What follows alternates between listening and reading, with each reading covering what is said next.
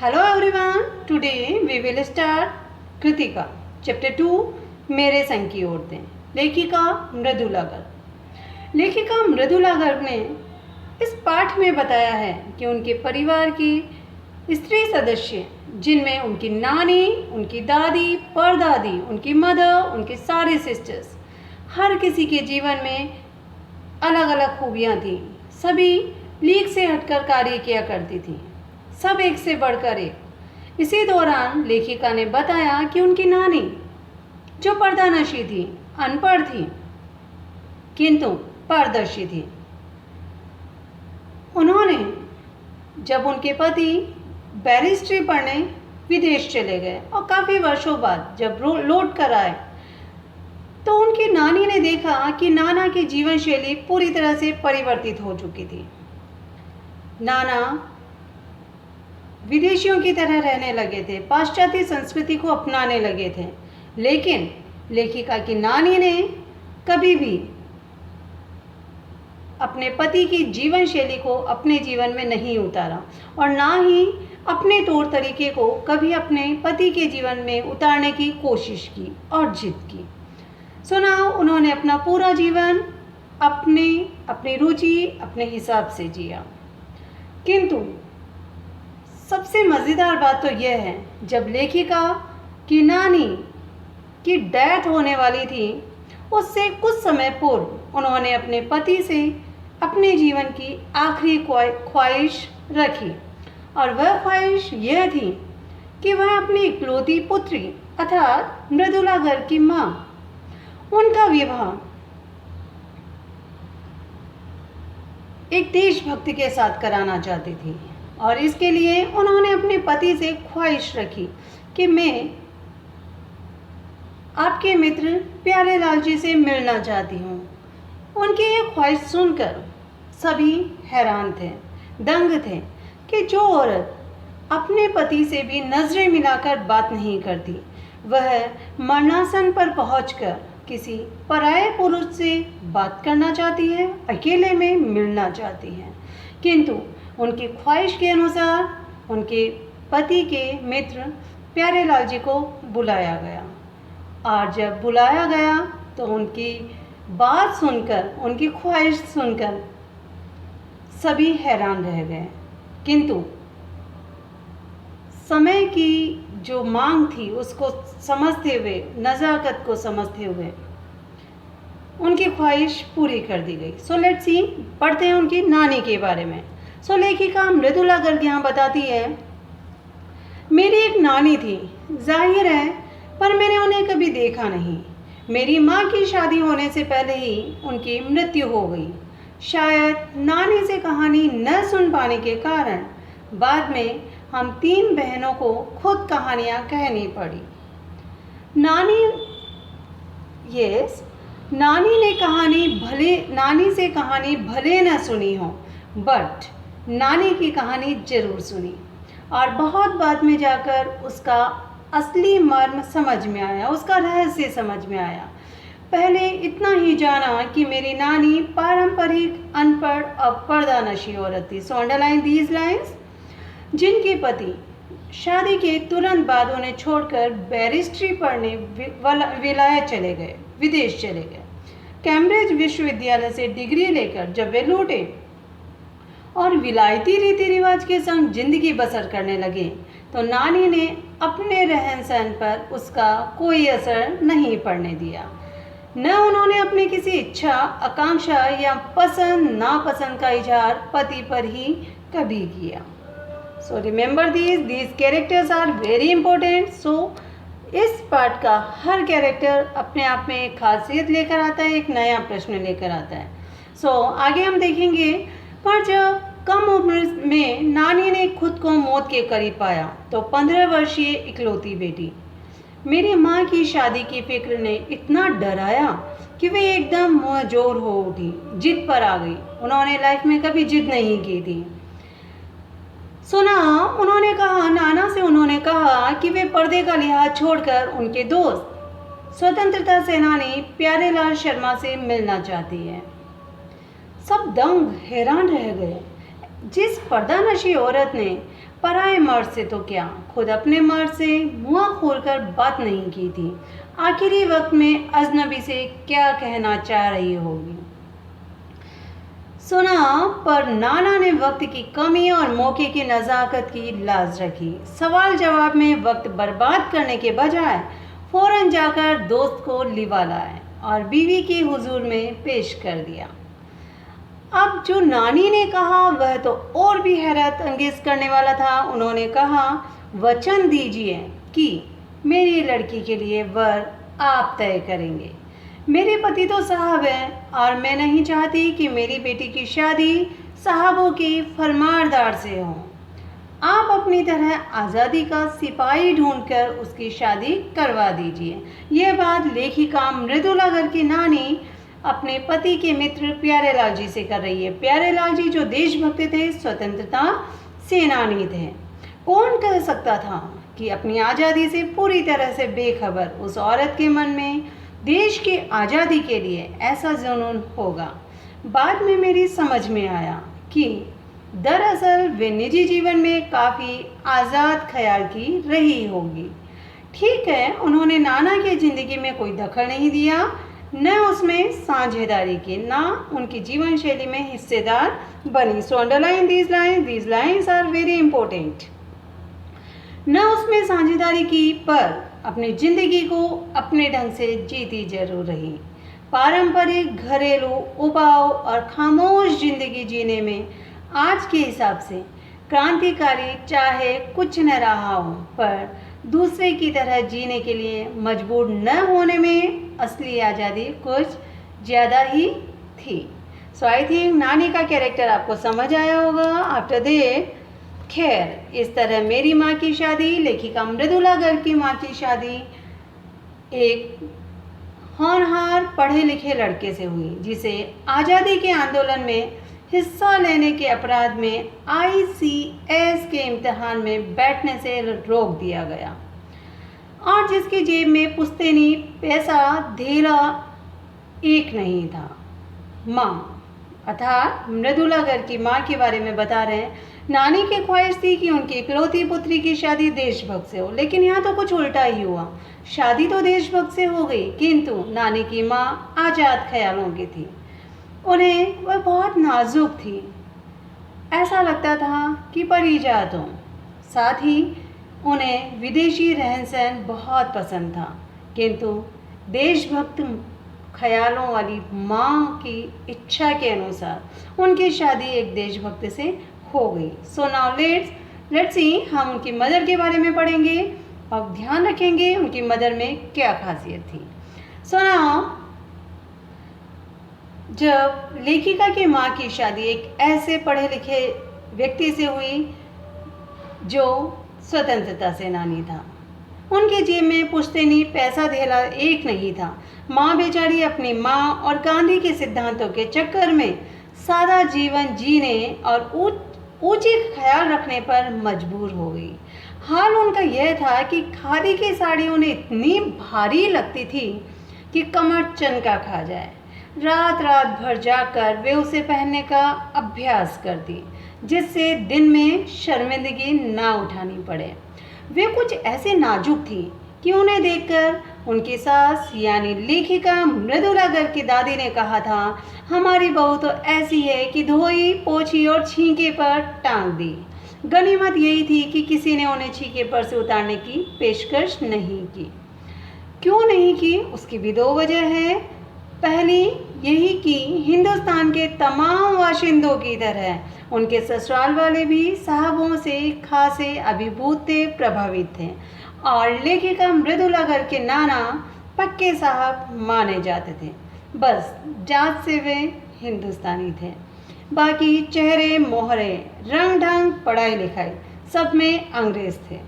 मजे की बात तो यह थी कि हमारे देश में आज़ादी की जंग लड़ने वाले ही अंग्रेजों के सबसे बड़े प्रशंसक थे। गांधी, नेहरू हो या मेरे पिताजी के घर वाले, भले लड़का आज़ादी की लड़ाई लड़ते लड़ते जेब खाली और शोहरत सिर करता रहे, दबदबा उसके साहबी ससुर का ही था। एक आन बान शान वाले साहब ने उनके सिर फिरे लड़के को अपनी नाजुक जान लड़की सौंपी।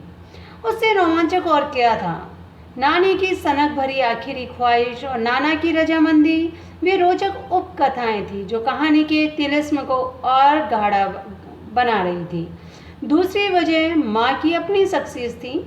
माँ, उनका कैरेक्टर भी स्पेशल रहा है। जिस प्रकार उनकी नानी अपने जीवन में एक लीक से हटकर कार्य किया था, उसी प्रकार माँ भी खूबसूरती, नज़ाकत, गैर दुनियादारी के साथ ईमानदारी और निष्पक्षता कुछ इस तरह घुली मिली थी कि वे परिजन से कम जादुई नहीं मालूम पड़ती थी। उनसे ठोस काम करवाने की तो कोई सोच भी नहीं सकता था। हाँ, हर ठोस और हवाई काम के लिए उनकी ज़बानी राय जरूर मांगी जाती थी और पत्थर की लकीर की तरह निभाई भी जाती थी। सो दैट मीन्स लेखिका के माँ से कोई कठिन कार्य नहीं करवाया जाता था, कोई शारीरिक कार्य नहीं करवाया जाता था, लेकिन घर के आवश्यक डिसीजन, महत्वपूर्ण निर्णय उन्हीं की राय से लिए जाते थे, उनसे राय मांगी जाती थी और जो वह राय देती थी उसे माना भी जाता था।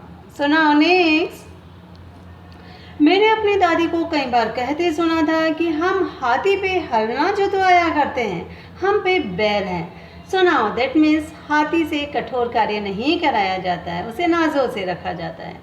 बचपन में ही मुझे इस जुमले का भावार्थ समझ में आ गया था जब देखा था कि हम बच्चों की ममतालु परवरिश के मामले में माँ के सिवा घर के सभी प्राणी मुस्तैद रहते थे, तैयार रहते थे।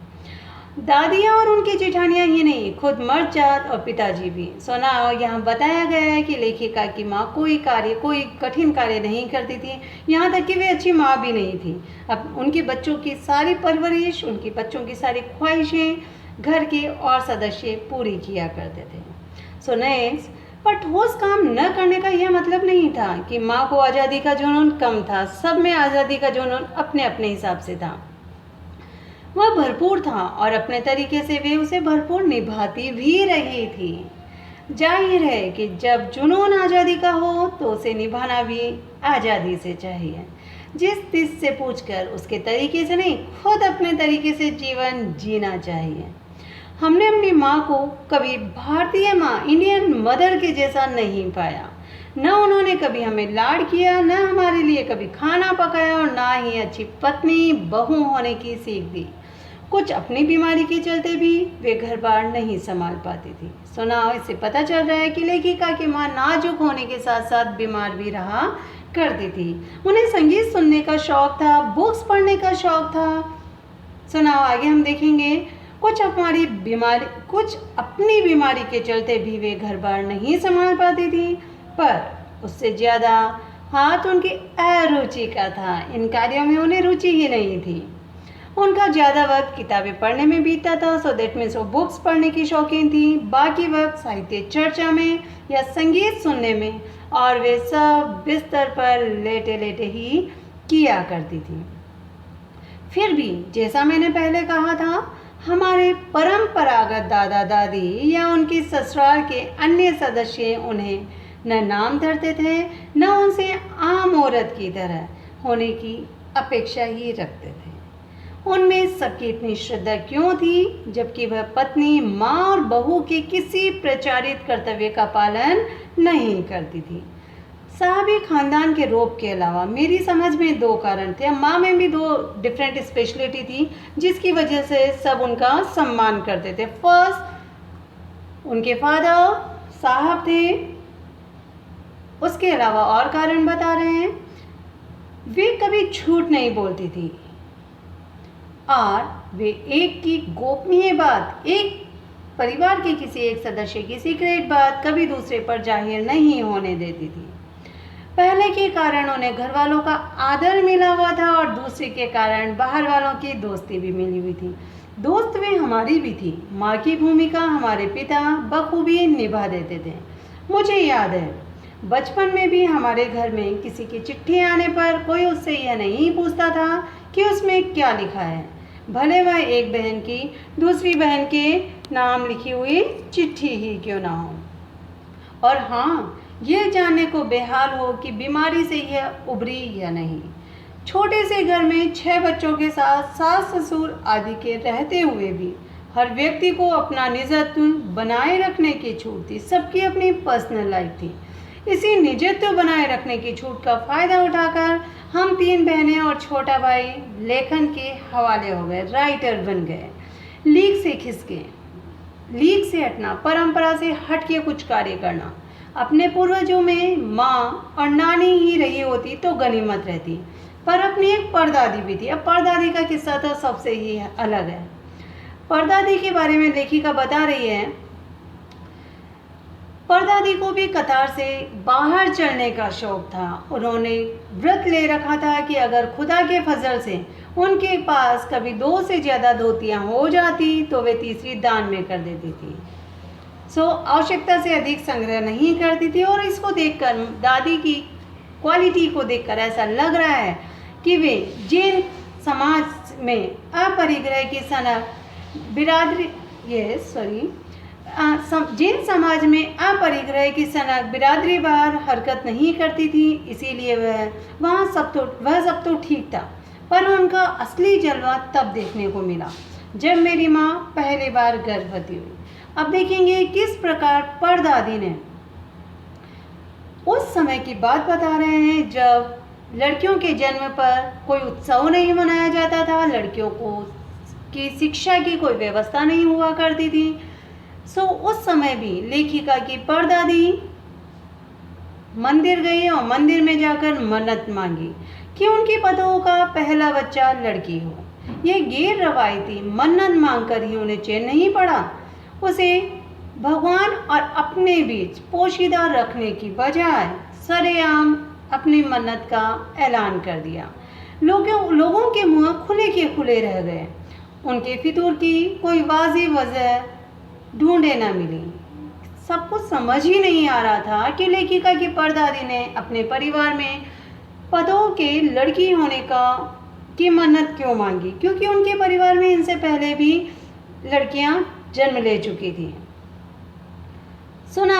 देखेंगे हम यह भी नहीं कह सकते कि खानदान में पुश्तों से कन्या पैदा नहीं हुई थी, इसलिए माँ जी बेचारी कन्यादान के पुण्य के अभाव को पूरा करने के चक्कर में थी। ऐसा नहीं था, क्योंकि पिताजी की ही नहीं दादाजी की भी बहनें मौजूद थी।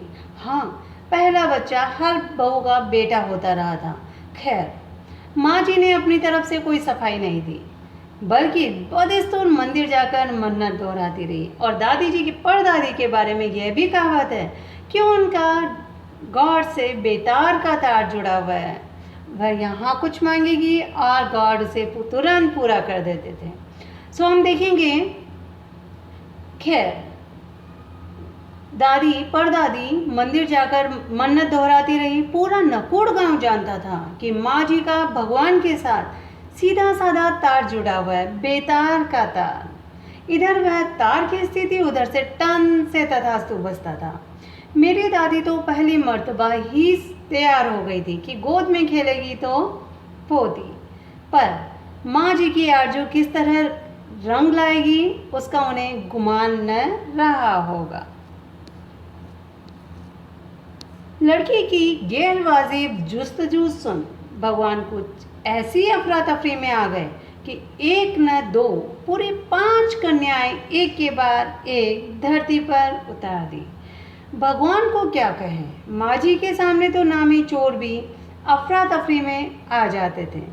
माँ जी और नामी चोर का किस्सा होश संभालने के बाद मैंने कई बार सुना और चोर के दीदार की खुशनसीबी भी हाथ आई थी। लेखिका आगे बता रही है कि किस प्रकार परदादी ने एक चोर को आम जिंदगी जीने के लिए मजबूर कर दिया और यही नहीं, उसे चोर से अपना पुत्र भी बना लिया। नाउ हम देखेंगे, हुआ यूँ था कि किसी शादी के सिलसिले में नकुड़ की हवेली के तमाम मर्द बारात में दूसरे गांव में गए हुए थे।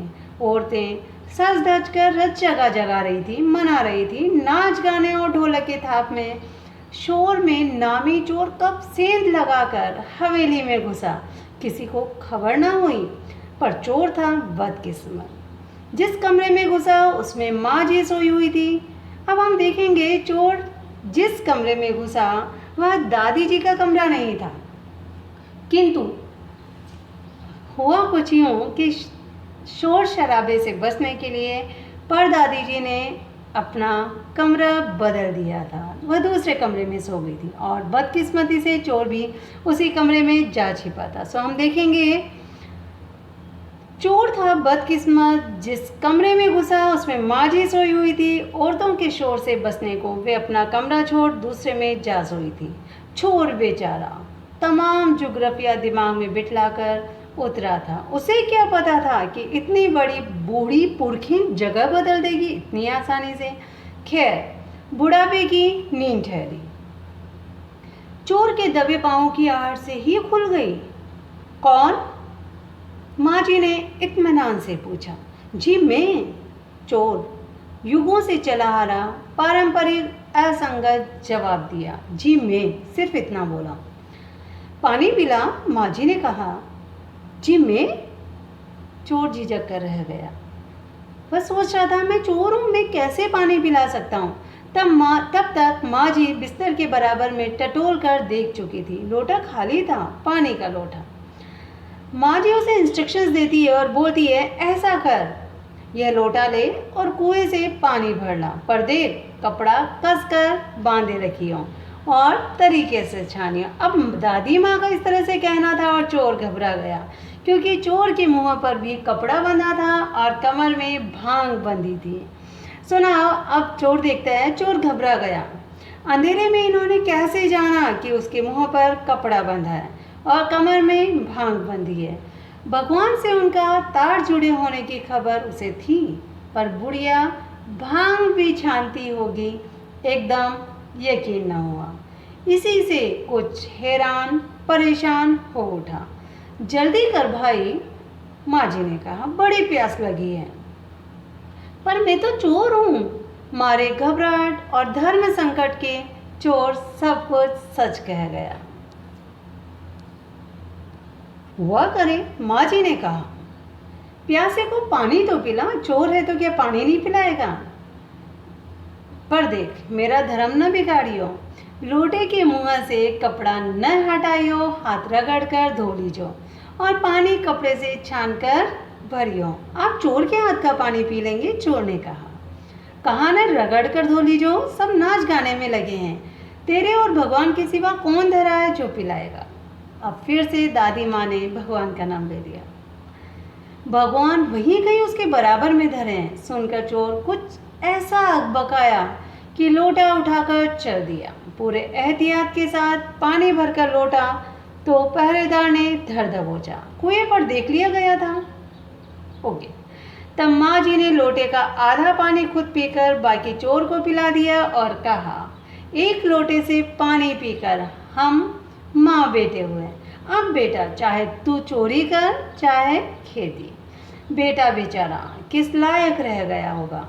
सो रोमांचक धंधा छोड़ खेती में ऐसा लगा सालों साल लगा रहा। जब मैंने उसे देखा तो वह बड़ा भला मानुस बूढ़ा लगा।